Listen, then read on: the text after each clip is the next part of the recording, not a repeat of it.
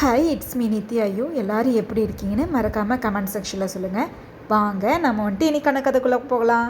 இன்றைக்கான கதை என்ன பார்த்தீங்கன்னா, பேப்பர், பென்சில், எரேசர், ஸ்கேல்னு சொல்லிட்டு நிறைய ஃப்ரெண்ட்ஸ் இருந்தாங்களாம். அவங்க வந்து பார்த்திங்கன்னா ரொம்ப திக் ஃப்ரெண்ட்ஸ்.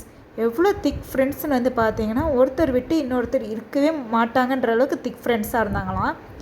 அப்போ வந்து பார்த்திங்கன்னா பேப்பர் வந்துட்டு சொல்லிட்டு போச்சான், நான் இந்த மாதிரி கொஞ்சம் வேலையாக வெளியில் போகிறேன் வந்துட்டு, நான் வரக்கு கொஞ்சம் லேட் ஆகும் அப்படின்னு சொல்லிட்டு எரேசர்கிட்டையும் பென்சில்கிட்டையும் சொல்லிட்டு போனாங்களாம்.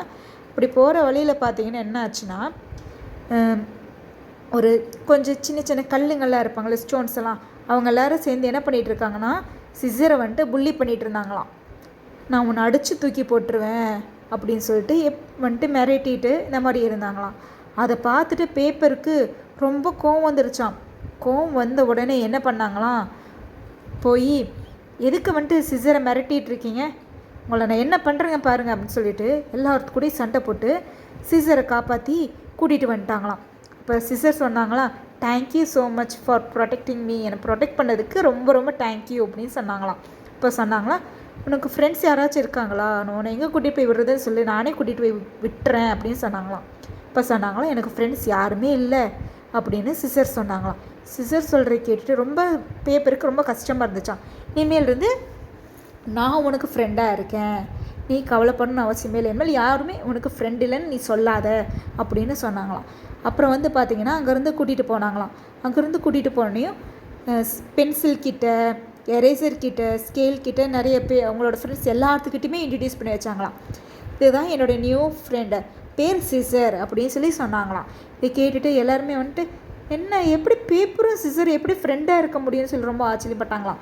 அது மட்டும் இல்லாமல் அவங்ககிட்ட சொன்னாங்களாம், எரேசர், பென்சில் எல்லாருமே சொன்னாங்களாம், நீ சிசரை வந்துட்டு கத்திரிக்கோலை நீ ஃப்ரெண்டாக வச்சுக்காத, நீ ஃப்ரெண்டாக வச்சுக்கிட்டேன்னா உனக்கு தான் ஆபத்து, அது உன்னையும் ஒரு நாள் அழிச்சிடும் அப்படின்னு சொன்னாங்களாம். அப்போ வந்துட்டு பேப்பர் சொன்னாங்களாம், அதுக்கெல்லாம் வாய்ப்பே இல்லை, ஏன்னா சிசர் வந்துட்டு என்னோடய பெஸ்ட் ஃப்ரெண்டாக இப்போ மாறிட்டாங்க, அதுக்கெல்லாம் வாய்ப்பே கிடையாது அப்படின்னு சொன்னாங்களாம். சரின்னு சொல்லிட்டு சிசரும் அப்புறம் வந்து பார்த்திங்கன்னா பேப்பரும் சேர்ந்து வெளியில் போயிட்டு இருந்தாங்களாம். அப்படி போயிட்டுருக்கப்போ வந்து பார்த்திங்கன்னா டக்குன்னு ஸ்டோன் வந்து சொன்னாங்களாம், நான் உன்னைமேல் வந்துட்டு உன்னை வந்துட்டு பாதுகாக்கிறேன், உன்னைமேல் வந்துட்டு உன்னை வந்துட்டு எந்த விதமான டேமேஜும் நான் பண்ண மாட்டேன், உனக்கு கஷ்டத்தை கொடுக்க மாட்டேன், உன்னை ரேகிங் பண்ண மாட்டேன் அப்படின்னு சொன்ன உடனேயும், சாரி சொன்ன உடனேயும், இவ்வளோ நாள் வந்துட்டு பாதுகாத்து வந்துட்டு இருந்தேன் கொஞ்ச நாளாக பேப்பரை மறந்தே போயிடுச்சு அந்த சிசர் மறந்து போன உடனேயும், அப்புறம் வந்து பார்த்திங்கன்னா இப்போ நானும் நீயும் டீம் ஆகிட்டோம்ல, இந்த சிசரை டீம் ஆகிட்டோம்ல அப்படின்னு சிசர்கிட்ட சொன்னியும், ஆமாம் டீம் ஆகிட்டோம், அப்போ இந்த பேப்பர் எதுக்கு உனக்கு, பேப்பர் தேவையே இல்லைல்ல, இப்போ பேப்பர் என்ன பண்ணுறேன்னா கட் பண்ணி தூக்கி போட்டுரு அப்படின்னு சொன்னாங்களாம். அதை கேட்டுட்டு ரொம்ப ஷாக் ஆகிடுச்சான். சிசர் நீ இப்படி பண்ணாத, அவங்க சொல்கிறது நீ கேட்காத அப்படின்னு சொல்கிறாங்களாம். கேட்டுட்டு, அதெல்லாம் இல்லை, நீ வர்றதுக்கு முன்னாடி அவங்க தான் என்னோடய பெஸ்ட் ஃப்ரெண்டாக இருந்தாங்க, நான் அவங்க சொல்கிறதா நான் கேட்பேன், நீ யார் ஃபஸ்ட் எனக்கு, நீ சொல்கிற நான் எதுக்கு நான் கேட்கணும் அப்படின்னு சொல்லி சொன்னாங்களாம். அதை கேட்டுட்டு, இவ்வளோ நாள் நம்ம பழகின ஃப்ரெண்ட்ஷிப் எல்லாமே இவ்வளோதானான்னு சொல்லிட்டு பார்த்துருக்க அந்த செகண்டில் இந்த சிசர் என்ன பண்ணாங்களாம், இந்த பேப்பரை கட் பண்ணி தூக்கி போட்டுட்டாங்களாம். அப்போ வந்து பார்த்திங்கன்னா இவ்வளோ கொஞ்சம் மட்டும் நினச்சி பார்த்தாங்களாம், இவ்வளோ நாள் நம்மளை வந்துட்டு யார் நம்மளோட பெஸ்ட் ஃப்ரெண்டாக நினச்சிட்டு இருந்தோமோ அவங்க பெஸ்ட் ஃப்ரெண்டே இல்லைன்னு நினச்சிட்டு இருந்தக்கூடிய அந்த கரெக்டான டைமில் அந்த அவங்களோட ஃப்ரெண்ட்ஸ், அந்த பேப்பரோட ஃப்ரெண்ட்ஸ் எல்லாருமே வந்து என்ன பண்ணாங்களாம், இந்த சிசரை அந்த கத்திரிக்கோலை ஒன்றுமே இல்லாமல் பண்ணுற மாதிரி அடித்து தூக்கி போட்டுட்டாங்களாம். அதுக்கப்புறம் வந்துட்டு, நாங்கள் அப்போவே சொன்னோம்ல, இந்த சிசர் உன்னை கண்டிப்பாக ஒரு நாள் காயப்படுத்தும், அது உன்னோட ஃப்ரெண்டே கிடையாது, அது உன்னை சீட் பண்ண பார்த்துட்ருக்கு நான் சொன்னேன்ல அப்படின்னு சொன்னாங்களாம். ஆமாம் நீங்கள் சொன்னீங்க, அப்போ நான் கேட்கல அப்படின்னு சொல்லிட்டு, சரி பரவாயில்ல வா நம்ம போகலாம் அப்படின்னு சொல்லி கூட்டிகிட்டு போயிட்டாங்களாம். இதே மாதிரி தான் நம்ம லைஃப்லேயும் நம்ம முன்னாடி வந்துட்டு பார்த்திங்கன்னா நம்மளை வந்துட்டு ஃப்ரெண்டுன்னு சொல்லிட்டு என்ன வேணாலும் சொல்லி நம்ம கூட வந்துட்டு பேசுவாங்க. அவங்க எல்லாருமே நம்மளோட உண்மையான ஃப்ரெண்டு கிடையாது, நம்மளோட உண்மையாக பழகிறவங்களும் கிடையாது. நம்ம யார் நம்மளை வந்துட்டு மட்டும் கோவமாக பேசுகிறாங்களோ அவங்களாம் தான் ஒரு சில பேர் நம்மளை வந்து பார்த்திங்கன்னா உண்மையான ஃப்ரெண்டாக இருப்பாங்க.